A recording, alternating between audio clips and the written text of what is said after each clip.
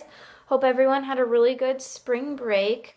And assignment 10 this week, we had to play Super Time Force, Limbo, Hotline Miami, Mirror Moon, 140, and Audio Surf. I really liked all of these games. I think the rules and most of them were intuitive. They're pretty easy to figure out.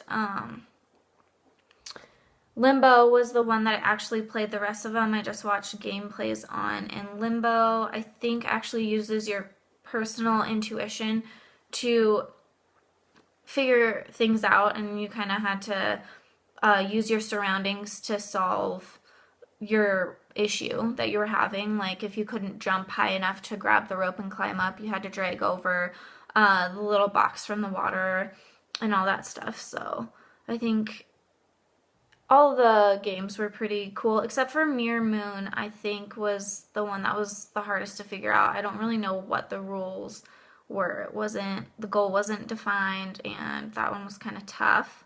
Audio and visuals of all of these were really cool. Hotline Miami had really cool music. It was a good contrast because it was a very violent, crazy game, but then the music was really upbeat, and so I really liked that. Kind of added some humor to it. Audio Surf, obviously, I think I read that you could use your own music to play that, which is really cool if that's true. 140 was pretty much all music and audio based. The music would kind of change as you got into the levels, get more detailed, faster, and then when you would fall into the gray area, it would kind of like make this crazy unappealing noise, so you knew that you did something wrong. And then graphics, all the graphics were really cool. Even though I didn't really like Mirror Moon, the graphics were pretty cool on that, kind of vibrant colors when you were in the sun and then darker colors when you were out of the sun and stuff. I thought that was cool. Limbo's graphics were also pretty cool. It was kind of like you were in a dream or in kind of like a nightmare crazy dream state, which I liked. Did I find myself wanting to continue to play? The only one I stopped playing was Mirror Moon because it's just like too crazy to figure out. I guess if you knew what the goal was, like you had gone through the whole game or something, knew what the goal was, maybe it would be more enjoyable to play, but it was just too crazy. I just couldn't figure out what we were even doing. So that one I think I would stop playing, but all the other ones seemed really cool. And then kind of comparing those to the ones that we played in week 6, I think Mirror Moon and Antichamber were very similar, and they kind of had the same confusing like puzzle solving thing going on. But I did like Antichamber's visuals a little more, graphics a little more.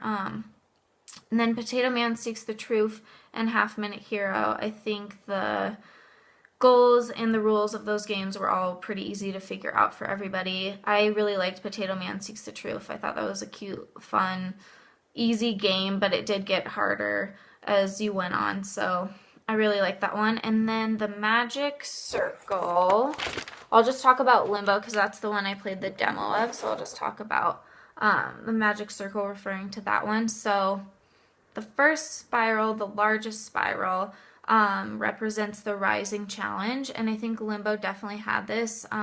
You start out just kind of learning how to climb trees, you kind of learn how your character can jump things and not to drown in the first little part. You have to really like run and jump over it, and then things get harder when like the spider comes along and or you fall into one of the traps, and so it definitely shows a progressive structure and gets harder as you play. And then spiral number 2 is the narrative that unfolds as you go through the game. And I think that Limbo probably does this. I didn't watch long enough to really get there, to really understand what was going on. I can only assume that you're just trying to get out of this kind of limbo dream state. And then spiral number 3 is the hermeneutic spiral or the interpretation spiral. And I think you can put your own interpretation and different meanings in the Limbo game. Like I said, I think it's a game where you're kind of in a dream state and you're maybe having like an out of body experience looking at yourself as the boy. And so you see yourself like going through all these challenges, having to figure them out. So I think the game definitely does allow for different interpretations and meanings. All right, I think that's it. Thanks, guys. See you next week.